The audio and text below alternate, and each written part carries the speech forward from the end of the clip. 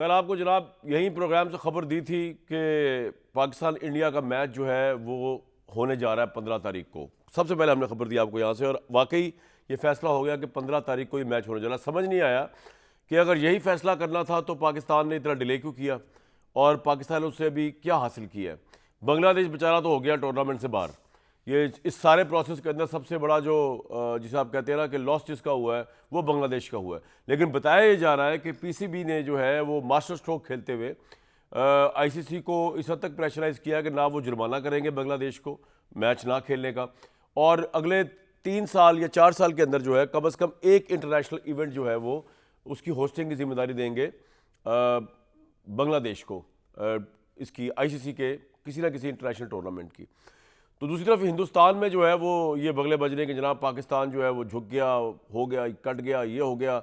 और कुछ लोग ये भी कह रहे हैं कि नहीं जनाब पाकिस्तान का चेयरमैन पाकिस्तान के पीसीबी ने पूरे आईसीसी को आगे लगा दिया। 15 तारीख को मैच होगा। जो पाकिस्तान की परफॉर्मेंस चल रही है उसके बाद मैं ज़्यादा उम्मीद अफजा तो नहीं हूँ, क्योंकि ऑब्वियसली हमने जज्बात अपनी जगह पे, नेशनलिज्म अपनी जगह पे, लेकिन जो पाकिस्तान जिस तरह अमेरिका के हाथों मुश्किल से रन बना रहा है, जिस तरह नेदरलैंड के खिलाफ बमुश्किल मैच जीत रहा है, तो हिंदुस्तान की टीम तो एक नेक्स्ट लेवल की टीम है। ना ही मैच खेलते तो शायद बच जाते, हो सुबकी से अक्सर हमारी हो जाती है। लेकिन बहरहाल ये तमाम चीज़ें इन पर ज़रूर बात करूँगा मैं। लेकिन साथ साथ हम बहुत ज़्यादा बात कर रहे थे प्रोटेस्ट की कि जी 8 फरवरी का प्रोटेस्ट, और मैंने तो कल आपको बताया कि वो एक ख्वाब था कि लाखों का मजमा होगा पूरे पाकिस्तान से और डियाला के बाहर होगा इमरान की रिहाई के लिए। आँख खुली, ख्वाब ख़त्म हुआ, लोग बसंत मना रहे थे लाहौर में और बाकी लोग अपने घर में संडे इंजॉय कर रहे थे। लेकिन हमने ये बात अब तक नहीं की कि इस हुकूमत ने क्या तीर चलाया 2 साल के अंदर। एक तीर तो मैं आपको बताया तो जो चलाया है, और वो तीर जो चलाया है वो एक तीर होता है तीर चलाना दुश्मन की तरफ, एक होता है निश्तर लगाना अपने ही लोगों को। ये जो इन्होंने नया नेट बिलिंग का निज़ाम मुतारिफ कराया है, मैं कहता हूँ कि यार इंतहा हो गई, मतलब बदमाशी की इंतहा है। कोई हुकूमत जो अपनी आवाम के लिए दर्द दिल रखती हो वो इस तरह का बिल ला नहीं, इस तरह का कानून ला नहीं सकती। सोलर सिस्टम आया था, अमीर गरीब मिडिल क्लास लोअर क्लास उनको एक रिलीफ मिला था कि यार चलो हम ये बिजली के इतने बड़े बड़े जो बिल हैं इनसे बच जाए, एक दफ़ा इन्वेस्टमेंट करके सोलर लगा लें, उसके बाद और कुछ नहीं होता तो उनके बिल ज़ीरो हो गए थे। लेकिन इतनी जालिम हुकूमत है, इतनी बेदर्द हुकूमत है, मतलब जिसको यानी कि अवाम का एक तो होता है ना फ़ायदा, तो आप दे ही नहीं सकते, इस पोजीशन में नहीं आप, क्योंकि आप IMF के कर्ज़ों में जकड़े दर जकड़े में हैं। आप इस काबिल ही नहीं है। आप पिछले कई सालों से, दिहाइयों से आपकी बैड गवर्नेंस की वजह से, इन हुकूमतों की, आप उसके सूद के निज़ाम में जकड़े हुए। तो अवाम को रिलीफ तो आप दे नहीं सकते। खत गरबत के नीचे, पॉवर्टी लाइन के नीचे लोग मर रहे हैं आपके अंडर। कोई अगर फ़ायदा अवाम अपने तौर पर ले रहे थे, आपकी वजह से नहीं, शहबाज शरीफ साहब की हुकूमत की वजह से नहीं, अपने तौर पर ले रहे थे, शहबाज साहब की हुकूमत से रहा नहीं गया। शहबाज साहब को रात को नींद नहीं आई। उन्होंने कहा कि अवाम को ये फ़ायदा कैसे हो रहा है, ये फ़ायदा अगर अवाम को हो गया तो पता नहीं, आसूदगी मिल गई तो पता नहीं अवाम का फ़ायदा हो गया तो हमारा कितना नुकसान हो जाएगा।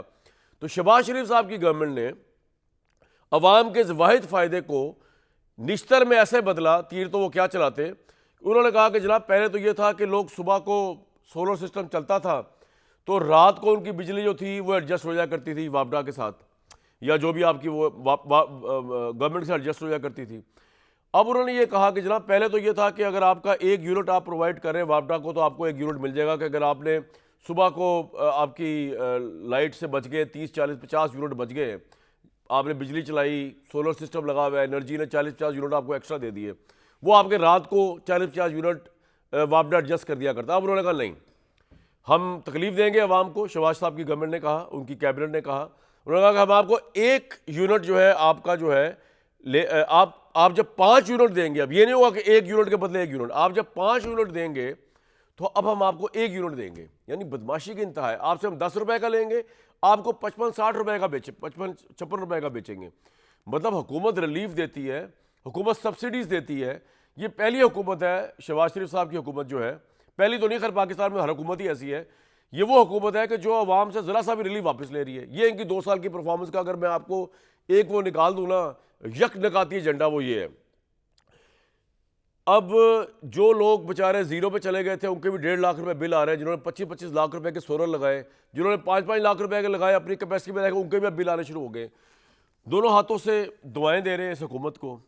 2 साल शहबाज साहब के इस पर ज़रूर बात करेंगे। पाकिस्तान क्रिकेट टीम के बोर्ड ने जो फैसला किया है इस पर ज़रूर बात करेंगे, पाकिस्तान का प्रॉस्पेक्ट क्या है। अगर आई थिंक 2 साल में कोई कामयाबी पाकिस्तान को मिली है ना, अब लोगों को अच्छा लगे या बुरा लगे, वो ये मिली है अफवाज पाकिस्तान ने जो हिंदुस्तान की को मज़ा चखाया है और ऐसी हैबत तारीख की है कि अमेरिका तक उसकी गूंज गई। और ये 2 साल जो है वो पाकिस्तान की दिफाई, पाकिस्तान की जो है आर्म्ड फोर्सेस, पाकिस्तान की फ़ज़ाइया, पाकिस्तान की आर्मी, इनके नाम रहा। और ये अगर ना होता तो मेरा ख्याल से जो हमारी जितनी पजीराई हुई है सऊदी अरब के अंदर, मिडल ईस्ट के अंदर, गज़ा पीस के अंदर, सब के अंदर, अमेरिका के अंदर, ये ना होता। ये रख दे साइड में। लोग कहते हैं कि जी आप सियासतदानों को, भाई सियासतदानों ने किया क्या है? सियासतदान को तो अगर बस चले तो मुंह से रोटी नोच ले लोगों की। तो इस सिचुएशन के अंदर मैं आपको ज़रा ये भी बता दूं कि अभी फैफन की रिपोर्ट आई है, सियासतदानों ने किस तरह पार्लियामेंट को खुद बेतौकीर रबर स्टैम्प बनाया।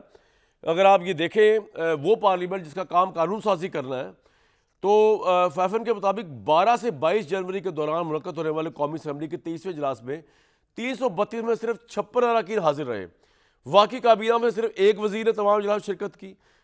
प्राइम मिनिस्टर जो है वो किसी एक भी इजलास में शरीक नहीं हुए।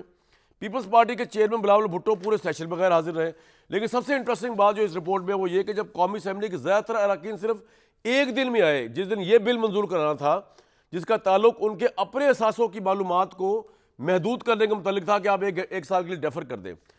जहाँ इस तरह की हुकूमत हो, इस तरह के कमिटमेंट्स हो, फिर भी ये मुल्क चल रहा है, तो मैं किसको सलाम करूँ, किसको सलूट करूँ? जब मैं करता हूँ फिर लोग माइंड कर जाते हैं।